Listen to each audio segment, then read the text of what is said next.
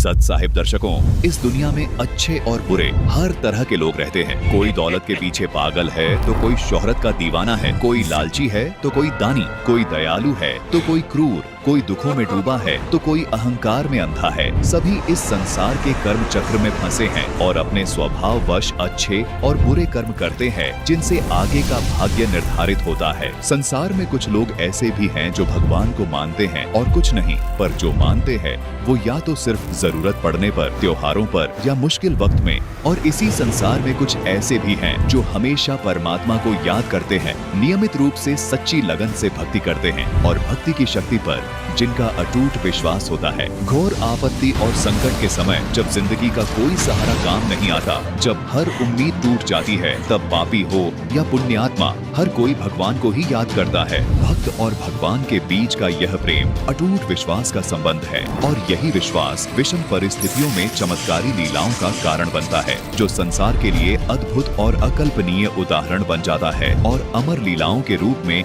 युगों युगों तक प्रेरणा का दिव्य स्रोत बन जाता है, जिससे हर युग में लोग ईश्वर पर अटूट विश्वास करने के लिए प्रेरित होते हैं। हर भक्त के जीवन में संकट का बुरा वक्त उसकी परीक्षा का समय होता है। उस कठिन समय में परमात्मा अपने भक्त की प्रतिक्रिया देखता है, उसे निरखता है, उसके विश्वास को परखता है और जब भक्त इस परीक्षा में खरा उतरता है, अपना सब कुछ उस परमात्मा पर न्यौछावर कर देता है, तब परमात्मा उसके लिए वो कर दिखाते हैं जो कोई सोच भी नहीं सकता। नुक्ते ऊपर रीझे गाए, करोड़ कर्म जल जा तुम्हारे। अपने उस प्यारे भक्त के लिए परमात्मा एक पल में ऐसे चमत्कार कर देता है जिसे देखकर सुर, नर, मुनि, गण, गंधर्व, ईश और संपूर्ण देवी देवता सहित सभी लोकों के प्राणी नतमस्तक हो जाते हैं। प्रहलाद जैसे सच्चे भक्त के लिए कभी खंभे को चीरकर नरसिंह रूप धारण किया, कभी भरी सभा में द्रौपदी की लाज बचाई और राम जी की सहायता कर रावण का वध करवाया, कभी अप्रत्यक्ष अदृश्य रूप से अपने भक्तों को मौत के मुंह से खींच जीवित कर लाते हैं। ये चमत्कार कोई पूर्व निर्धारित संयोग नहीं, बल्कि भगवान पर दृढ़ विश्वास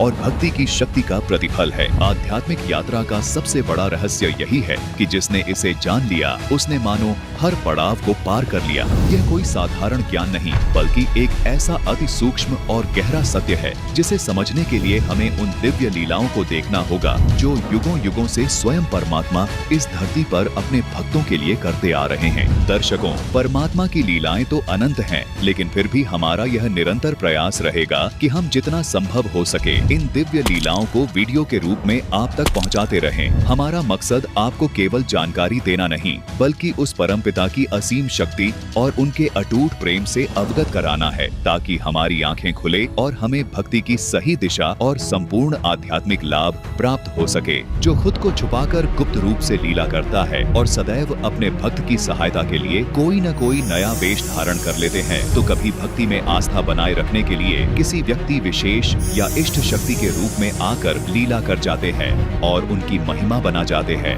ये अनन्य रूप ऐसे है जैसे एक सूर्य की अनन्य किरणें, और हम भूलवश वास्तविक पूर्ण परमात्मा को भूलकर उन अनन्य रूपों में अटक कर रह जाते हैं, जबकि परमात्मा के ये सभी रूप उनकी असीम शक्ति की अलग अलग किरणें मात्र हैं। हम प्रकाश के मूल स्रोत सूर्य को छोड़कर उसकी अलग अलग किरणों में ही उलझ कर रह जाते हैं। लेकिन जब हम इन रूपों से ऊपर उठकर इनके मूल स्रोत यानी उस एक पूर्ण परमात्मा को पहचान लेते हैं, तब हमें वास्तविकता का ज्ञान होता है कि सभी रूपों और लीलाओं का सार एक ही है और सच्ची भक्ति सिर्फ उसी एक पूर्ण ब्रह्म कबीर परमात्मा की करनी चाहिए, जिसकी परम सत्ता सबके ऊपर है, वही सबका मूल है और वही सबका जनक।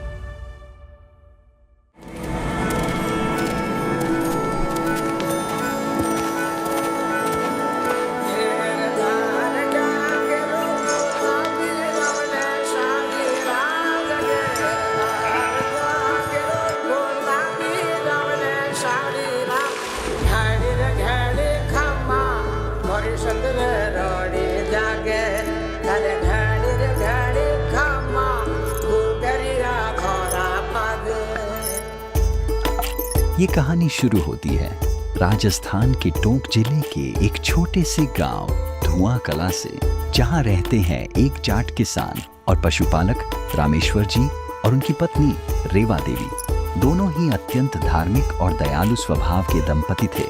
वे धर्म कर्म में गहरी आस्था रखते थे और साधु संतों की सेवा को ही सर्वोच्च धर्म मानते थे। उनके घर का वातावरण इतना पवित्र था कि कि वह घर किसी मंदिर से कम नहीं था।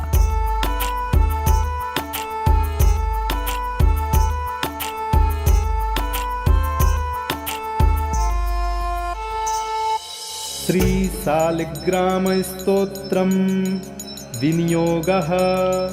ओम अस्य श्री शालिग्राम स्तोत्र मंत्रस्य श्री भगवान ऋषिः नारायणो देवता अनुष्टुप छंदः।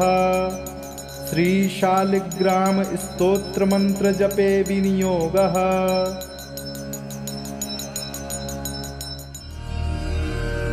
तो बेटी, इस प्रकार राजा बलि ने अपने वचन को निभाया। पर यह केवल 3 पग भूमि के दान की बात नहीं थी। ध्यान से सुनो, राजा बलि की महानता इस बात में थी कि उन्होंने उस वामन वेश को पहचान लिया था कि वामन रूप में उनके द्वार पर कोई साधारण याचक नहीं, बल्कि साक्षात भगवान खड़े हैं। ये है सच। नारायण किस रूप में आकर मिल जाएं, ये कोई नहीं जानता। राजा बलि ने समझदारी दिखाई कि जब स्वयं ईश्वर कुछ मांगने आए तो अपना सर्वस्व ही न्यौछावर कर देना चाहिए। बेटी, तीनों लोकों में दानी का दर्जा सबसे ऊंचा है। लेकिन बेटी, एक विशेष बात सदा याद रखना। सभी प्रकार के दान में अन्नदान सर्वश्रेष्ठ है और सर्वाधिक पुण्यदायी है, क्योंकि अन्न से ही जीवन चलता है। अन्न ही जीवन का आधार है। इसलिए कहा जाता है, अन्नदान ही जीवन दान है। भूखे को अन्न का दान देना मानवता का सर्वोच्च धर्म है।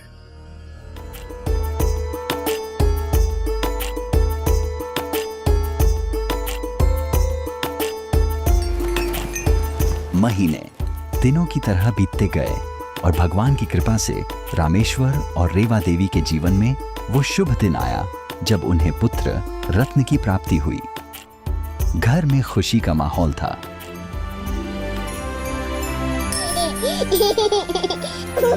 बच्चे का नामकरण करने खुद कुलगुरु पंडित त्रिलोचन जी घर आए। उन्होंने बच्चे की कुंडली देखी और नाम रखा धन्ना, यानी धनवान, परम सौभाग्यशाली। सिर्फ धन दौलत का ही नहीं, बल्कि सद्गुणों और समृद्धि का भी धनी। धन्ना बाकी बच्चों से अलग था। जब गांव के बच्चे मिट्टी के खिलौने बनाते थे, धन्ना अपने छोटे छोटे हाथों से माता पिता के पैर दबाता या घर आए साधु संतों की सेवा करता।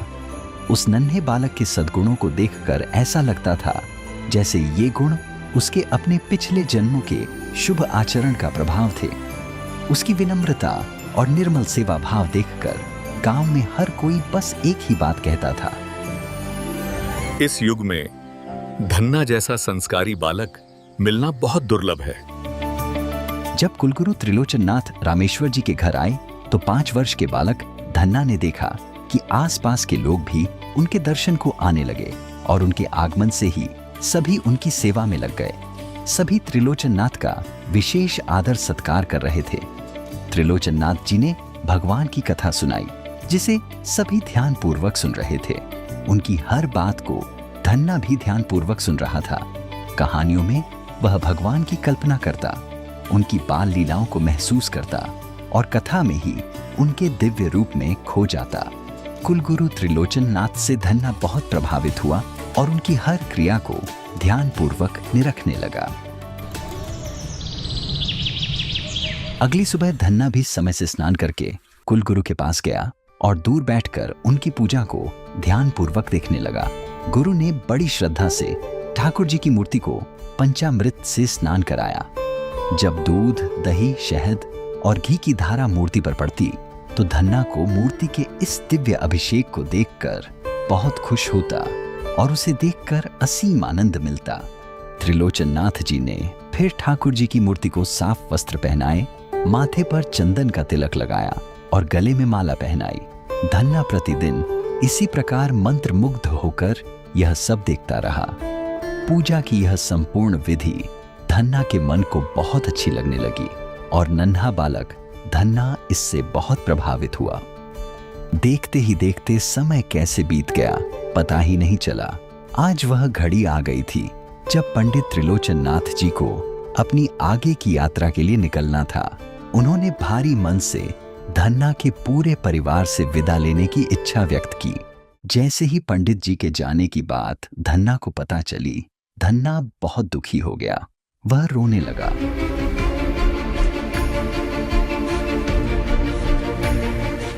गुरुजी, आप ठाकुर जी को लेकर हमें छोड़कर जा रहे हैं। क्या हमें अब ठाकुर जी कभी नहीं मिलेंगे?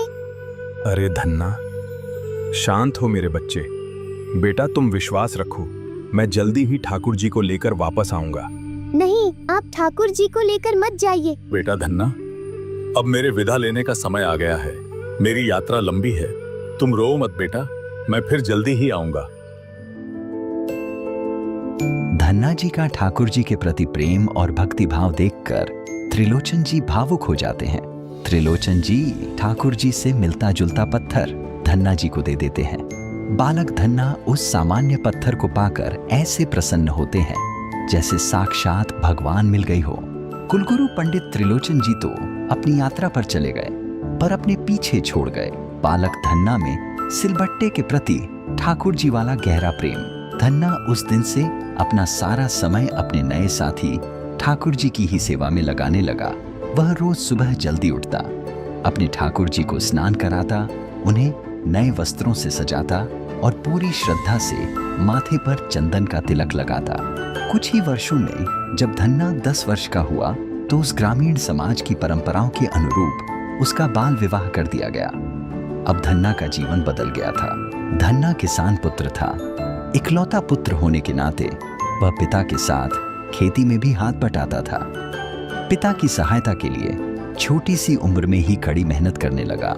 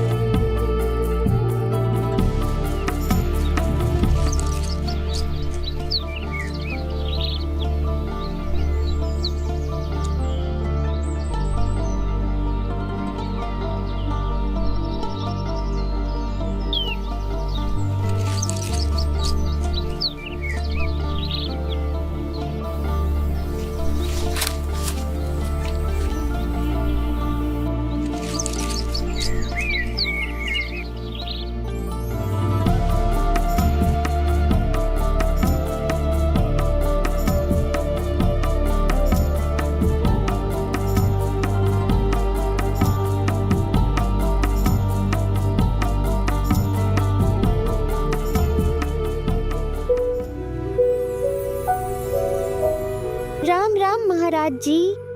राम राम बेटा, राम राम।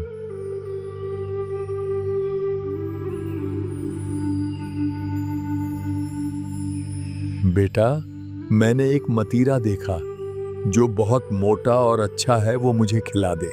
महात्मा जी, यह तो मैं आपको नहीं खिला सकता। यह तो मैंने अपने भगवान श्री कृष्ण जी के लिए संभाल कर रखा है।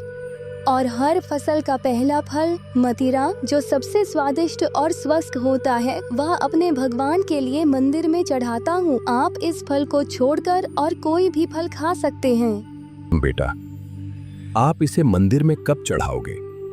मैं आज महाराज जाने ही वाला था। बहुत अच्छा है, चलो आप,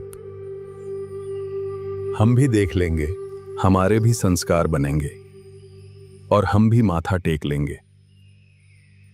हाँ जी, चलते हैं।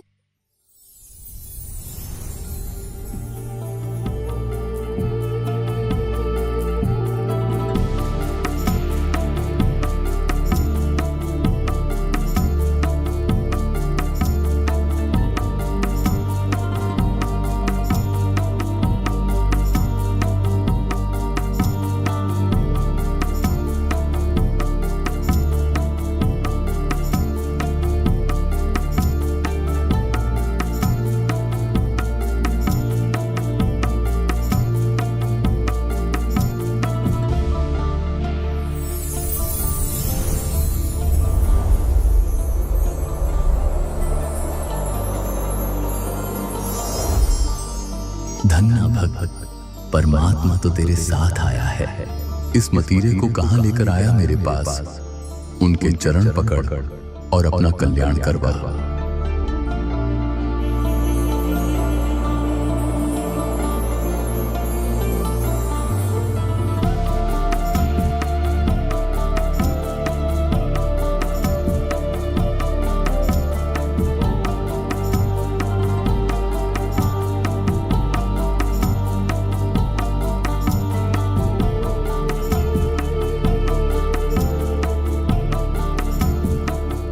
यह अद्भुत लीला दिखाने के बाद परमात्मा बालक धन्ना को एकांत में ले जाकर ज्ञान समझाने लगे।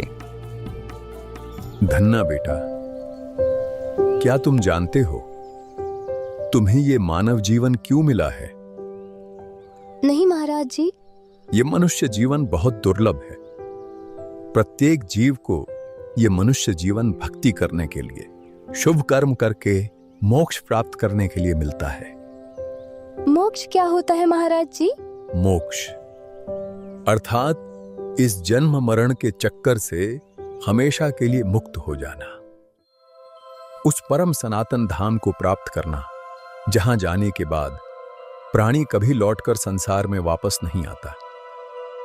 लेकिन अगर इस जन्म में सद्गुरु नहीं मिला तो मोक्ष कभी नहीं मिल सकता, और मोक्ष नहीं हुआ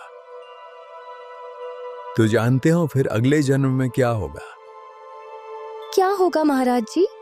फिर पीछे नर सेती तू पशुआ कीजिए, गधा बैल बनाई। ये 56 भोग कहां मन बौरे, कहीं कुरड़ी चरने जाई, फिर पशु पक्षी बनना पड़ेगा। गधा या बैल की भी जूनी भोगनी पड़ेगी। तब ये जो तुम अच्छे अच्छे पकवान खाते हो, ये सब कहां मिलेंगे? तब तो कचरे के ढेर पे जाकर घास चरनी पड़ेगी। महाराज जी, क्या मुझे भी अगले जन्म में गधा बनना पड़ेगा? बेटा, अगर तुम नाम दीक्षा लेकर भक्ति करोगे और मेरे बताए रास्ते पर चलोगे तो ना तो तुम्हें गधा बनना पड़ेगा और ना ही अन्य पशु पक्षियों की योनि में जाना पड़ेगा। ये संसार जिसमें तुम रह रहे हो ये अच्छा नहीं है। सभी लोग यहां आंख बंद करके निश्चिंत बैठे हैं, पर उन्हें नहीं पता वे किस कसाई के लोक में रह रहे हैं। वे नहीं जानते इस संसार का मालिक कौन है। वो कौन है महाराज जी? इस लोक का मालिक है काल ब्रह्म, जिसने यह सर्व जाल बिछाया है। ये काल हर दिन 1 लाख मनुष्यों को खाता है। जितने भी प्राणी हैं, ये सभी आत्माएं इस काल कसाई के जाल में फंसे हुए हैं। काल ने हमें उलझाने के लिए दुनिया में बहुत सारे नकली पंथों और झूठे गुरुओं के जाल में उलझा रखा है। महाराज जी, मेरे पास तो सतगुरु नहीं है, तो क्या काल मुझे भी खाएगा? क्या हम इस काल के लोक से बाहर निकलकर सतलोक जाने का कोई रास्ता नहीं? क्या भगवान हमें काल से बचाने नहीं आएंगे? बेटा, पूर्ण परमात्मा बहुत दयालु हैं। खुद ही संत या सतगुरु का रूप लेकर आता है, वो अपनी प्यारी आत्माओं को काल के जाल से निकालने के लिए ऊपर के लोक सतलोक से चलकर खुद नीचे आते हैं। वेद भी कहते हैं कि पूर्ण परमात्मा आकर अच्छी आत्माओं से मिलते हैं, उन्हें सत भक्ति का रास्ता दिखाते हैं। साधु संत या फकीर के रूप में कवियों की तरह अपने मुख से अमृतवाणी बोलते हैं, जिसे गूढ़ ज्ञान और तत्व ज्ञान कहते हैं। वो ज्ञान इतना गहरा होता है कि संसार का समस्त ज्ञान उस ज्ञान आगे फीका पड़ जाता है।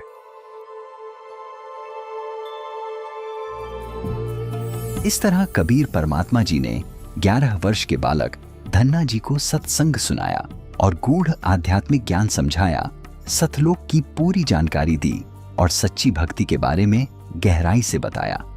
फिर परमात्मा कबीर साहिब जी ने धन्ना जी को प्रथम मंत्र उपदेश दिया और फिर परमात्मा जी ने आशीर्वाद देते हुए कहा, धन्ना बेटा, सतगुरु की शरण तुझे प्राप्त हो गई है। अब सत्य साधना रूपी सौदा कर ले। बेटा, आजीवन मर्यादा में रहकर भक्ति करना, मेरा आशीर्वाद हमेशा तेरे साथ रहेगा।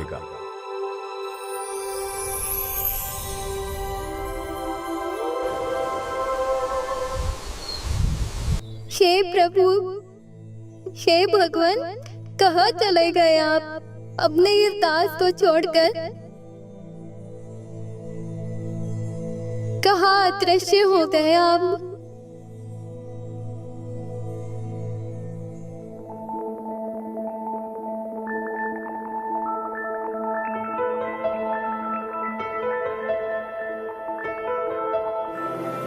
नारायणाय नमो नमः, वासुदेवाय नमो नमः।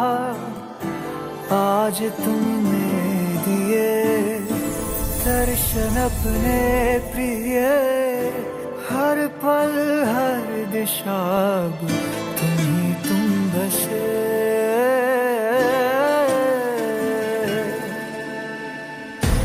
अपनी सुध बुध में हारा, मेरा बस तू ही सहारा। तुझसे तुझको है चाह लिया, बादलों में गोते लगाऊं, सागर में उड़ता जाऊं, खुद को मैं रोक न पाऊं, थाम लो जरा।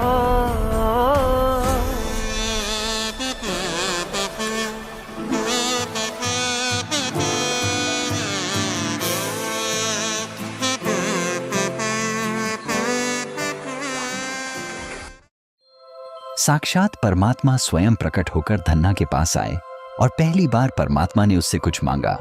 भगवान ने स्वयं खाने के लिए उस सिर्फ एक मतीरा मांगा था, वो भी उसने परमात्मा को देने से मना कर दिया। धन्ना रह रह कर याद करता और उसका हृदय आत्मग्लानि से तार तार हो जाता कि वो परमात्मा की सेवा का अवसर चूक गया, समय पर परमात्मा को पहचान न सका और तब उनके मांगने पर भी उन्हें मतीरा न दिया। उस दिन के बाद धन्ना हर साधु संत में परमात्मा को ढूंढता। जो भी साधु संत धन्ना को मिलते, धन्ना उनको सब कुछ न्योछावर कर देता। ऐसे वर्ष बीतते गए और धन्ना युवा हो गया।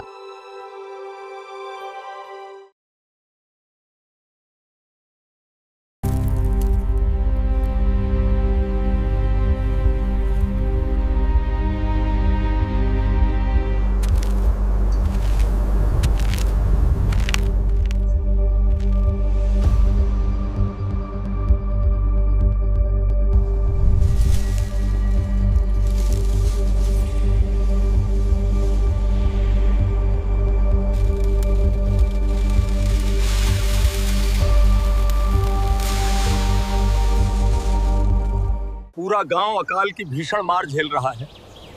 पूरे गांव पर ऐसी विपदा आन पड़ी है कि इसका कहीं कोई समाधान दिखाई नहीं पड़ता।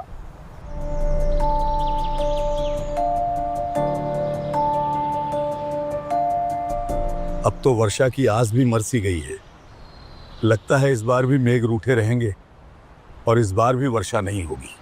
अब ये गांव के अंदर जो 2-4 पेड़ हरे भरे दिख रहे हैं ये भी धीरे धीरे सूख जाएंगे। आसमान पर भी कहां कोई काले बादलों का निशान है। घनघोर घटाओं का दूर दूर तक कोई चिन्ह तक दिखाई नहीं देता। पिछले साल भी वर्षा नहीं हुई, जिस कारण हमारी सारी फसलें तबाह हो गईं। अन्न की घोर कमी के चलते अब तो हमने अपना पशुधन, गायें और बैल सब कुछ बेच दिया। और यदि इस बार भी इंद्रदेव ने वर्षा न की तो खेती होना असंभव है। पूरा गांव भूखा मरेगा और ये अकाल सबका साक्षात काल बन जाएगा। लगता है हमारा राम रूठ गया है। पता नहीं हमसे ऐसी कौन सी भूल हुई है जिससे राम रूठ गया और सभी को अकाल की सजा मिल रही है। राम तो रूठना ही था, दया धर्म सब खत्म हो रहा है। गांव भूखे राहगीर और साधु संतों को कोई पानी तक भी नहीं देता। अतिथि सत्कार की कमी ही विपदा का कारण है। भाई धन्ना भगत से हमने परमात्मा की अनेकों लीलाएं और महिमा सुनी है। वो भी यही बताता है, दया धर्म का मूल है। जहां दया नहीं वहां धर्म नहीं, और जहां धर्म नहीं वहां राम कैसे राजी होगा। सत्य कहा। हमारे पूर्वजों के समय में जहां कभी साधु संतों और राहगीरों के लिए अन्न जल के भंडार खुले रहते थे, आज उसी गांव में उनको खिलाने के लिए एक दाना या एक बूंद भी नहीं दी जाती हो। वहां भला राम क्यों न रूठें? ये तो हमारे ही कर्मों का फल है। राम तो रूठना ही था। अच्छा, तो क्या अब इस दया धर्म के चक्कर में राहगीरों को अपने हिस्से का अन्न पानी पिलाकर हमारे बच्चों और परिवार को क्या हम भूखा मरने के लिए छोड़ दें? ये धर्म दया की बातें तभी अच्छी लगती जब पेट भर खाना हो और घर में अनाज और पानी की कोई कमी न हो और सबके अपने बाल बच्चे हैं, अपना परिवार है। अब ऐसा मूर्ख कौन होगा जो ऐसे वक्त में अपने और अपने परिवार के बारे में ना सोचकर राहगीरों और अतिथियों के बारे में सोचेगा। लेकिन विवशता के कारण कभी मानवता नहीं छोड़नी चाहिए। अगर दया ही समाप्त हो गई तो हम मनुष्य ही नहीं रहेंगे। और सच कहूं तो मुझे भी इस भीषण अकाल का यही कारण लग रहा है। अरे भाई, ये क्या मूर्खता की बातें कर रहे हो? तुम तीनों भी उस बावले धन्ना की ही संगत पढ़कर उसी की भाषा बोलने लगे हो। तुम्हें अपने बाल बच्चे नहीं पालने क्या, जब हमारे खुद के बच्चों को खिलाने के लिए पर्याप्त अन्न नहीं है? और तुम बात करते हो अनजान परदेसी राहगीरों को खाना पानी देने की। बिल्कुल सही कहा। संसार में हर कोई अपने अपने भाग्य का खाता है और अपने कर्मों का फल भोगता है। अब यदि कोई राहगीर अपनी किस्मत के मारे भूख से तड़प कर मर रहा है तो इसमें हमारा क्या दोष? हमें किसी दूसरे के भाग्य का ठेका लेने की कोई जरूरत नहीं है। अब तो ना धरती में नमी बची है और ना ही कठोर इंसानों के हृदय में।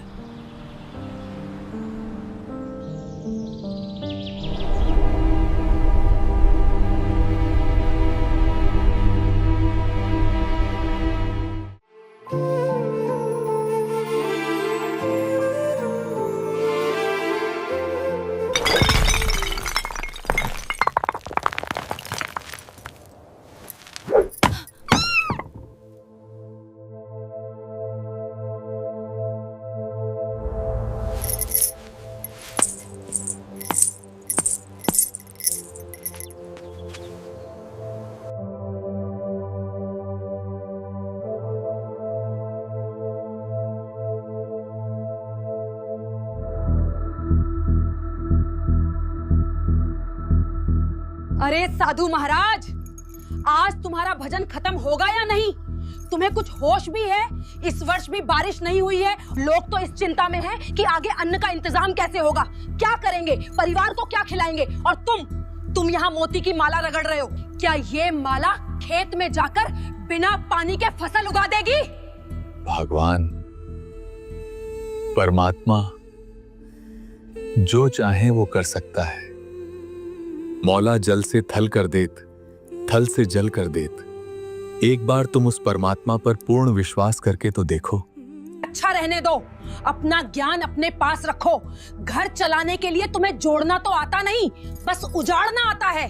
तुम्हारे खुद के घर में पर्याप्त अन्न नहीं, और तुमने उस दिन जब वो भूखा भिखारी आया और तुमने मेरी मेहनत की बनी रोटियों में से भी 2 रोटी उठाकर उसे दान करके आ गए। तुम तो मुझे और मेरे बच्चों को भूखा मार दोगे। तुम्हारी ये दानवीरता हमें एक दिन कंगाल बनाकर रख देगी। दान धर्म से कभी किसी का कुछ नहीं घटता भगवान।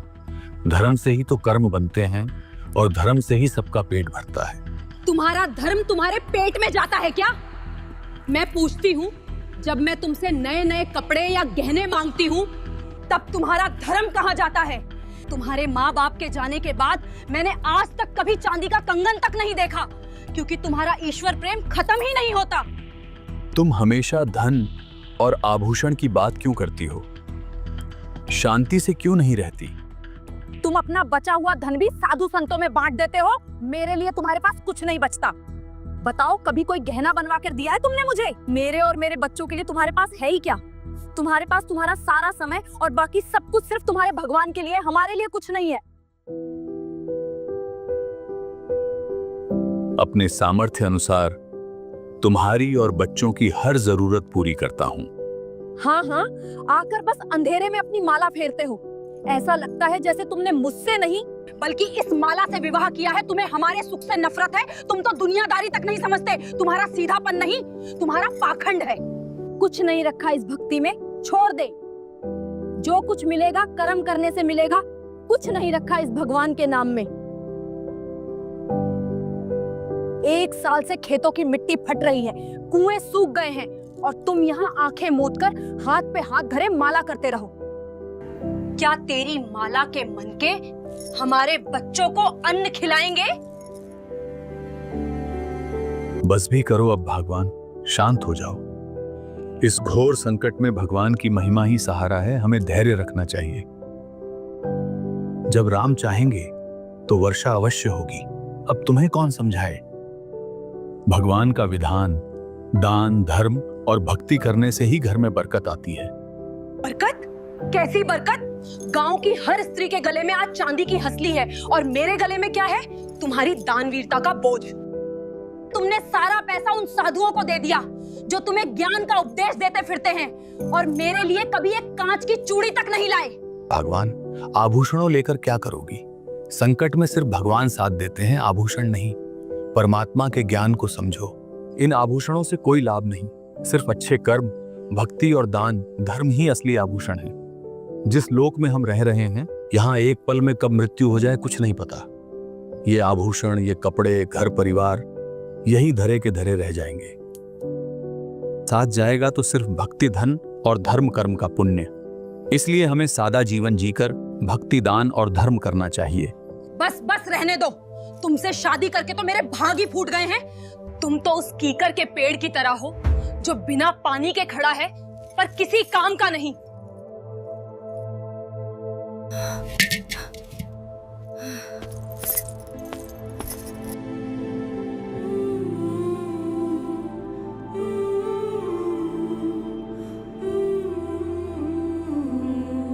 सुनो, मैं पानी लेने जा रही हूँ, और मेरे जाते ही अगर किसी को अन्न का एक दाना भी दान किया तो मुझसे बुरा कोई नहीं होगा। फिर मैं तुम्हें बताऊंगी कि भूखे पेट माला कैसे फेरी जाती है।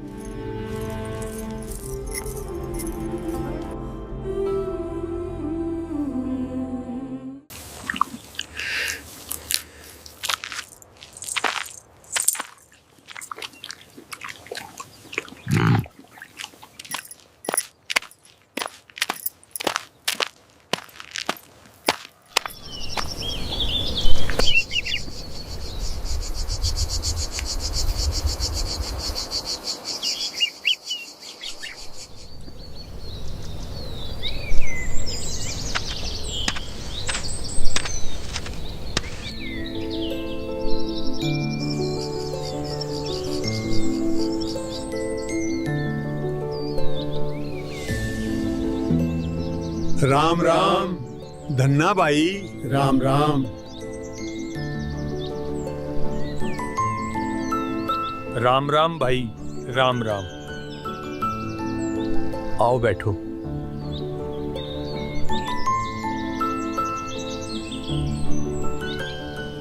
अरे धन्ना भाई, आज तो बस पूछो मत क्या हुआ। अब तो ऐसा समय आ गया कि बस सिर्फ कुछ वरिष्ठ बुजुर्गों को छोड़कर सब में इंसानियत मर ही गई है। कोई दया धर्म करके राजी नहीं। आज तो चौपाल की चर्चा ने मन को और भी विचलित कर दिया। ऐसा क्या हुआ? आज चौपाल में चर्चा चली, फिर क्या इस वाद विवाद और इस गंभीर समस्या का किसी ने समाधान नहीं किया? हाँ धन्ना, समाधान तो किया। अंत में गांव के वरिष्ठ बुजुर्गों ने बात को संभाला और एक फैसला सुनाया।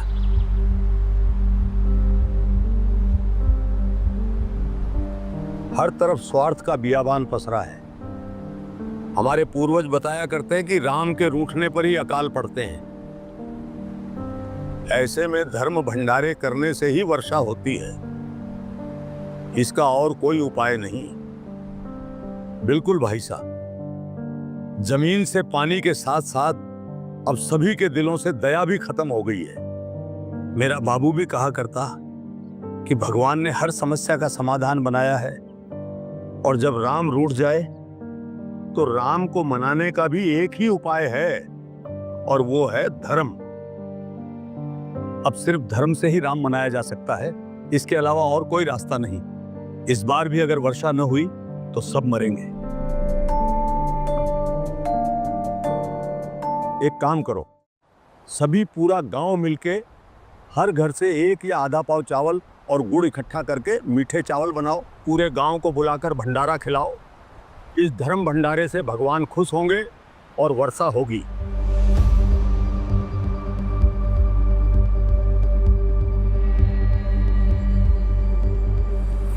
चलो अच्छा हुआ, देर से ही सही, लेकिन चौपाल में भगवान की दया से सही फैसला हो गया।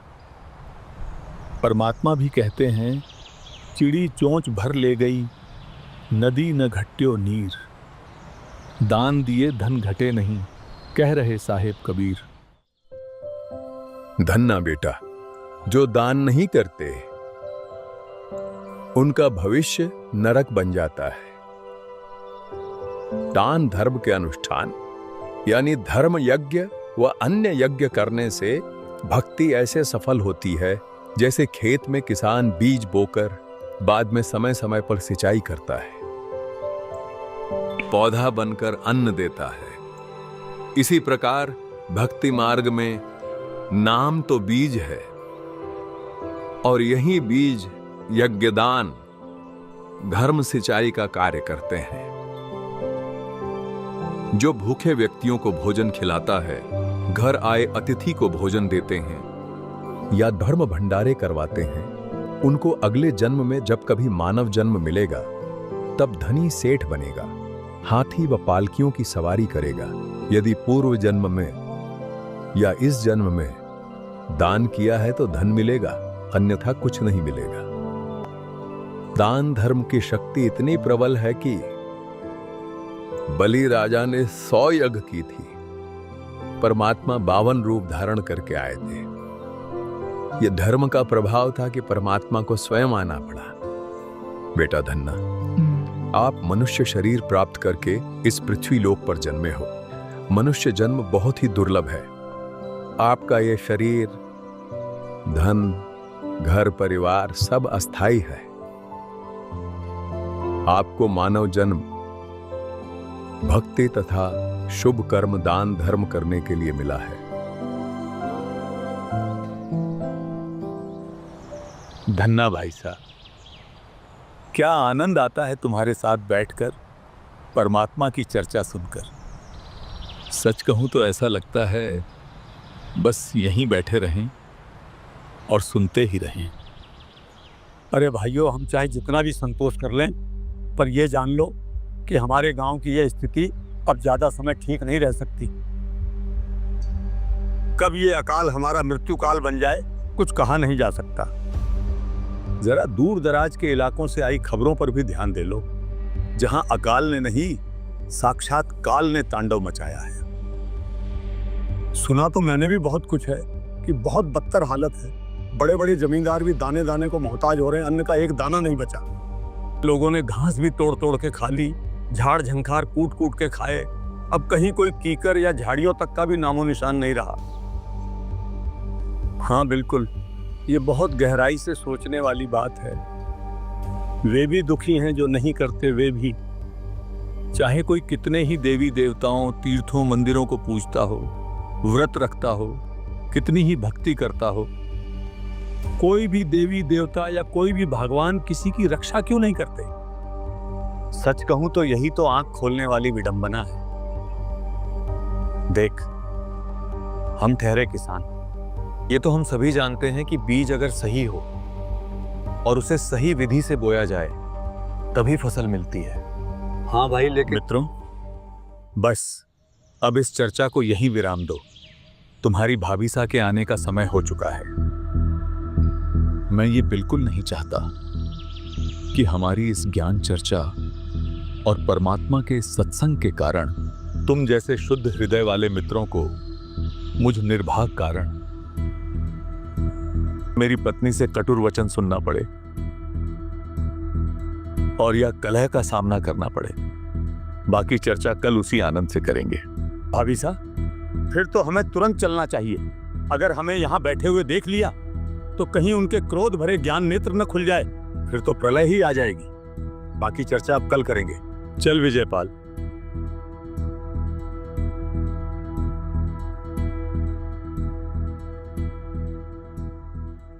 हाँ हाँ, चलते हैं। भगवान ने दया की और गांव के इस धर्म भंडारे से वर्षा हो गई तो आगे भी ऐसे ही आनंदमयी ज्ञान चर्चा करते रहेंगे। राम राम धन्ना भाई, अब हम चलते हैं। आगे भी ऐसे ही आनंदमयी ज्ञान चर्चा करते रहेंगे। राम राम धन्ना भाई। राम राम भाइयों।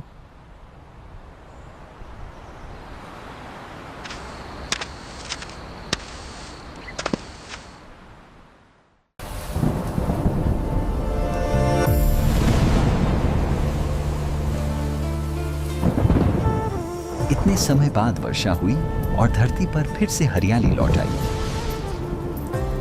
किसानों में खुशी की लहर छा गई। लोगों को अपने जीवन यापन का मौका मिल गया। इस बार किसानों को बीज बोने का अवसर मिला, और सिर्फ बीज बोने का अवसर नहीं, ये तो मानो गांव सहित पूरे क्षेत्र को जीवन दान ही मिल गया।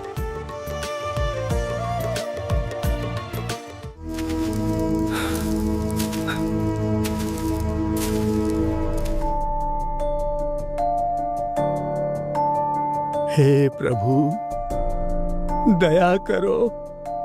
हे परमात्मा। न जाने ईश्वर कैसी परीक्षा ले रहा है। लगातार चलते चलते कई दिन हो गए, कहीं से अन्न का एक दाना भी नहीं मिला। यदि आज अन्न ना मिला तो अंत निश्चित है।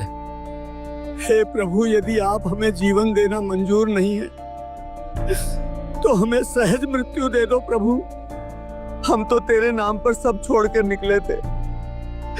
हे परमात्मा, तेरे नाम पर तो दुख ही दुख है।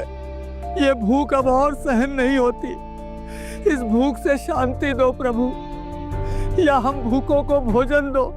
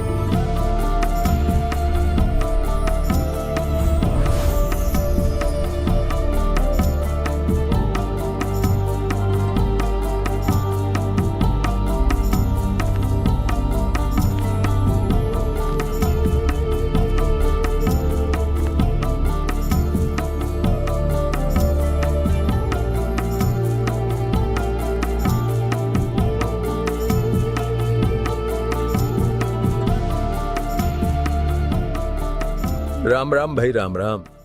अरे काहे का राम महाराज, पेट में भूख की आग तन को जलाए जा रही है।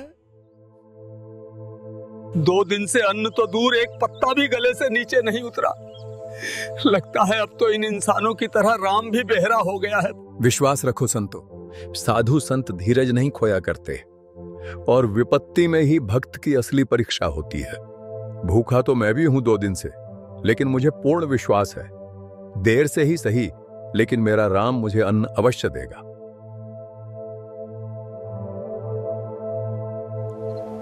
ये तो कठिन परीक्षा है महाराज। भाई परीक्षा कठिन तो है, लेकिन राम नाम रटते रहो जब तक घट में प्राण, कबहू तो दीनदयाल के भिनक पड़ेगी कान। भगवान के अलावा हमारा तो और कोई सहारा भी नहीं है संतो। इस परिस्थिति में अगर कोई मदद कर सकता है तो सिर्फ वो आदि राम ही कर सकता है। उस राम का नाम रटते चलते हैं, क्या पता वो कब पुकार सुन ले और किसी को मदद के लिए भेज दे।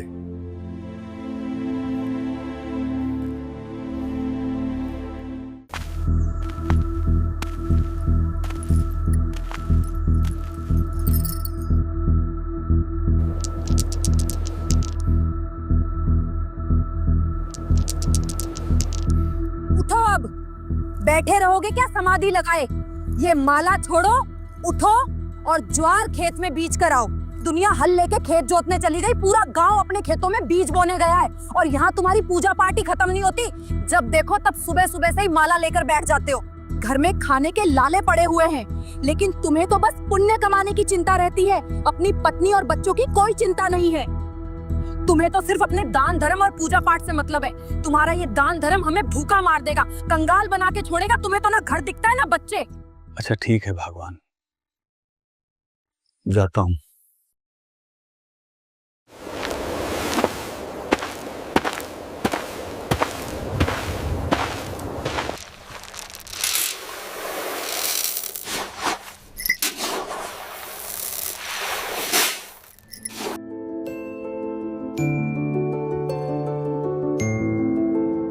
ये लो जी, ये ज्वार खेत में बीज के आओ और मेरी बात कान खोल के सुन लो।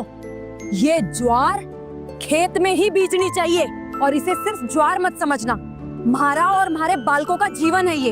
अगर आज ज्वार न बीजी तो कल को बालक भूखे मरेंगे, समझे? खबरदार, अगर इस बोरी से एक भी दाना कम हुआ तो, एक भी दाना नहीं, कहीं अपने दया भाव के चक्कर में खेत तक पहुंचते पहुंचते ही किसी को रास्ते में ही बांट मत देना। सुन रहे हो ना? मेरी बात अच्छे से गांठ बांध लेना। ये कोई मजाक या टालने वाली बात नहीं है। ये बीज की ज्वार है, अगर ये बोई गई तो ही हमारे बच्चों के पेट में अनाज जाएगा। जाकर इसे खेत में ही बीजना, कहीं किसी को बांट दो, वरना बच्चे भूखे मर जाएंगे और हम भी भूखे मरेंगे, पूरा परिवार भूखा मरेगा। अच्छा ठीक है भगवान, अब जाने दोगी? तभी तो बीज बोकर आऊंगा।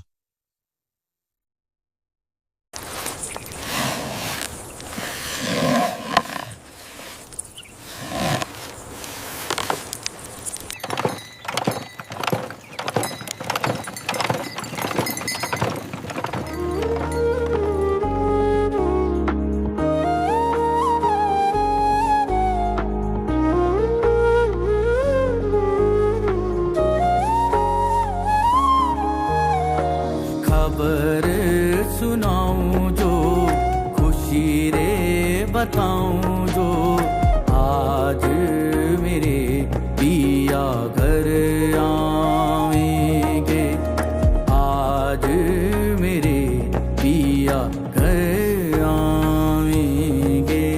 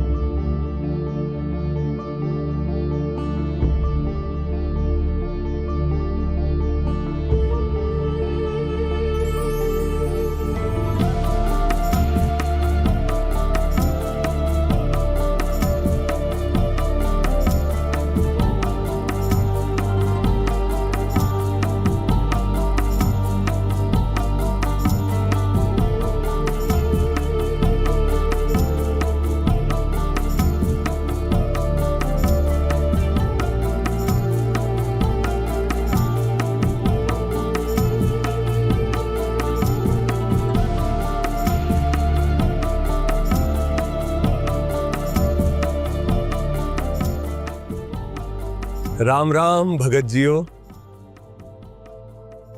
भाई 3 दिन हो गए, हमें कुछ भी खाने को नहीं मिला। हम तो मर रहे हैं भूखे। हमें इस राजस्थान में कोई पानी पिलाने वाला भी नहीं मिला। रोटी तो बहुत दूर की बात है। कहां से आए हैं भगत जी और कहां जाएं? अरे महाराज,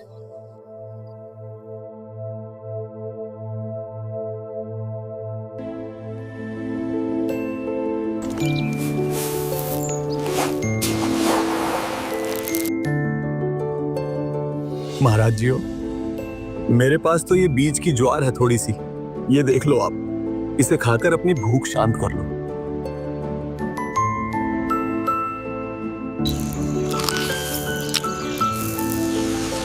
बेटा, मैंने एक मतीरा देखा जो बहुत मोटा और अच्छा है, वो मुझे खिला दे।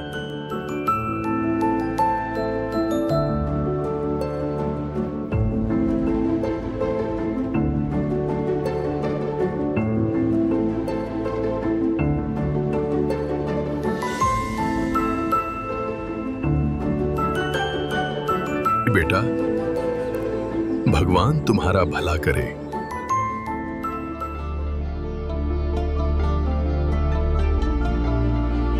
बीज बोने आया था सो बीज बो दिए परमात्मा जी।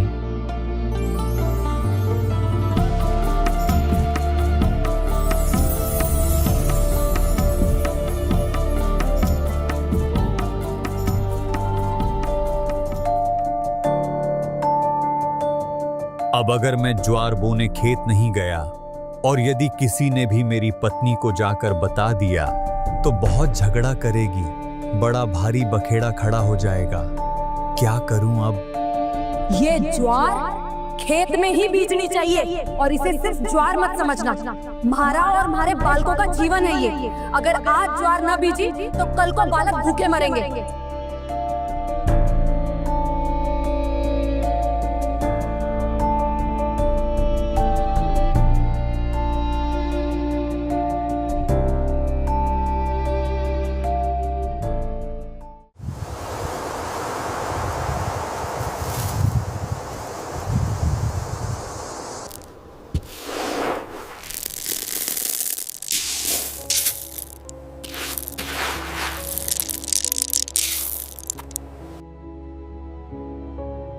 धन्ना ने कंकर इकट्ठे किए और ज्वार के बीज वाली खाली थैली में भर लिए। फिर बैलगाड़ी लेकर वह खेत की ओर चल पड़ा।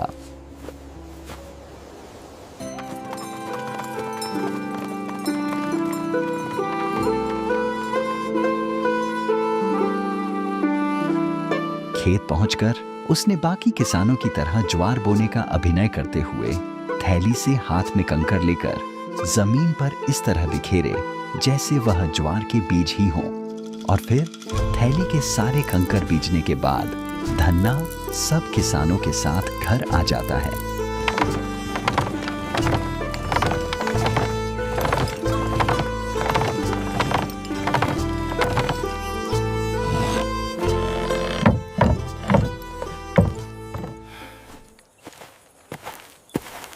बो दी ज्वार। हाँ, बो आया भगवान।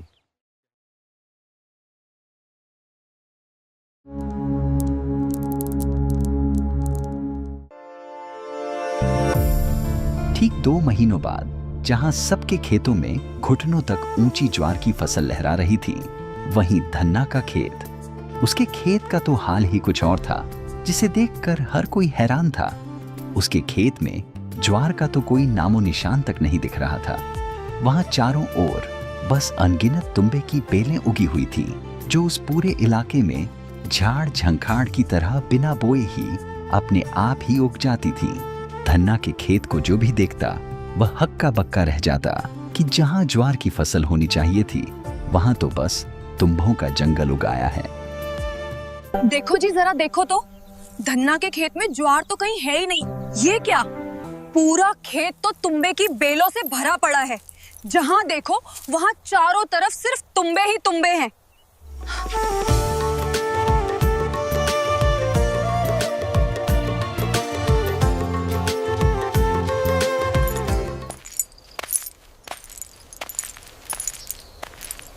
अरे भाभी साहब, आपने अपने खेत में ज्वार नहीं बोई थी क्या? क्या मतलब? आपके खेत में तुम्बों की बेलें उगाई, बीज भी नहीं डाला और देखो पूरा कुबाड़ उग गया। आपके खेत में इतने तुम्बे पड़े हैं कि बिना गिनती के। नहीं, ऐसा नहीं है। हमारे भगत जी ज्वार बोकर आए हैं। मैंने खुद उन्हें ज्वार की बीज दी थी बोने के लिए। ज्वार का तो एक पौधा भी नहीं है, मोटे मोटे अनगिनत तुम्बे उगे हुए हैं। जरूर भगत जी ने कर दी होगी गड़बड़, बीज भी कहीं दान में दे दिए। पहले एक बार खेत देख कर आऊं, फिर इन्हें तो बाद में बताऊंगी।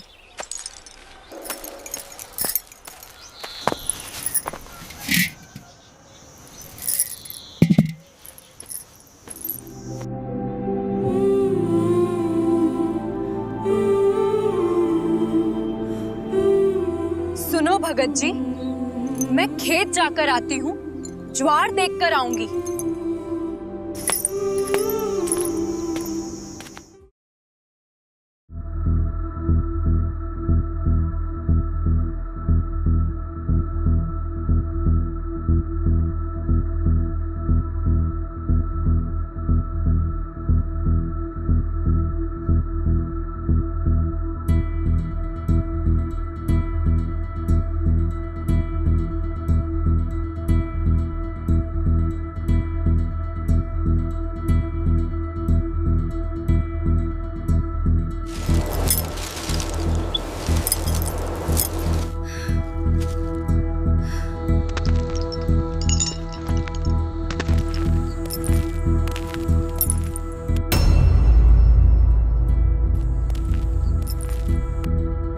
धन्ना भाई, आज तो तेरी खैर नहीं।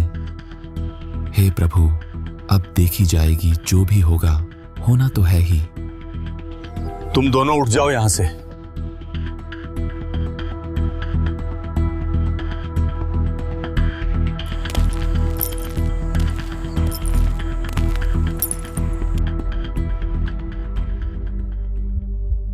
आपने खेत में बीज की ज्वार बोई थी? खेत में ज्वार का तो एक पौधा भी नहीं है, तुम्बे उग गए बिना गिनती के। तुम बीज कहां नाश करके आए हो? ये बालक तुम्हें खाएंगे क्या?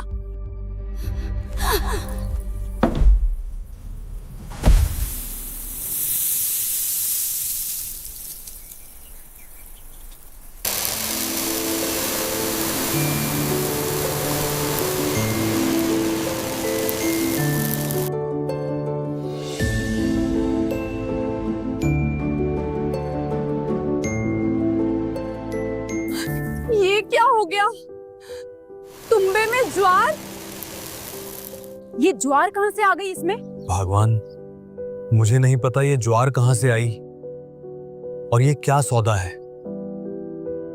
इसमें ज्वार है तो फिर तो अन्य तुम्बों में भी ज्वार हो सकती है।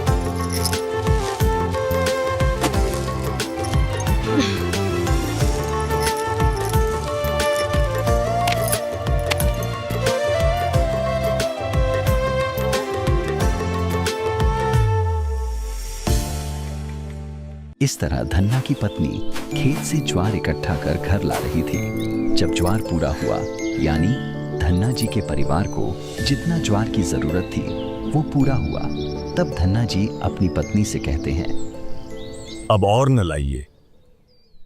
जितनी उस खेत में ज्वार होनी थी उतनी आ चुकी है। अब इस बाकी की ज्वार को बांट दो सभी को गांव में। सबके बच्चे भूखे हैं। क्यों? मैं क्यों बांटूं? सारी लाऊंगी। धन्ना की पत्नी ज्वार भरकर फिर लाई। घर तक जब गठरी खोली तो ज्वार 2 किलो रह गई।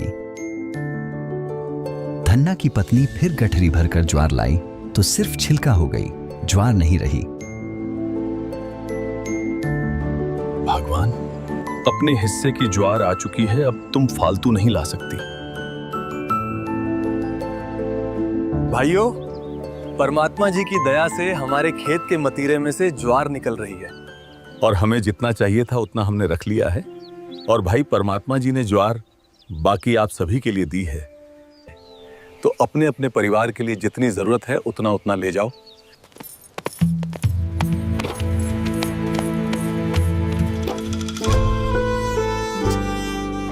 अन्य किसानों की फसल बारिश न होने से सूख गई और भगत धन्ना जी को इतनी अच्छी साफ सुथरी परमात्मा ने इतनी दे दी कि पूरा गांव भी तक गया ढोते ढोते, लेकिन शाम तक भी ज्वार खत्म नहीं हुई। धन्ना भक्त ने सब गांव वालों को लगभग 10-10 मन यानी 4-4 क्विंटल ज्वार बांट दी। उनके बच्चे भी भूखे थे। फिर अपने घर भी शेष ज्वार ले गए। उस दिन के बाद धन्ना जी की पत्नी भी सेवा में लग गई। दोनों का उद्धार हो गया। ये अनमोल ज्ञान जगत गुरु तत्वदर्शी संत रामपाल जी महाराज जी के सत्संगों का अंश मात्र है। आप संत रामपाल जी महाराज जी के मंगल प्रवचन संत रामपाल जी महाराज एप्लीकेशन पर भी सुन सकते हैं तथा उनके द्वारा लिखी पुस्तकें भी डाउनलोड कर सकते हैं।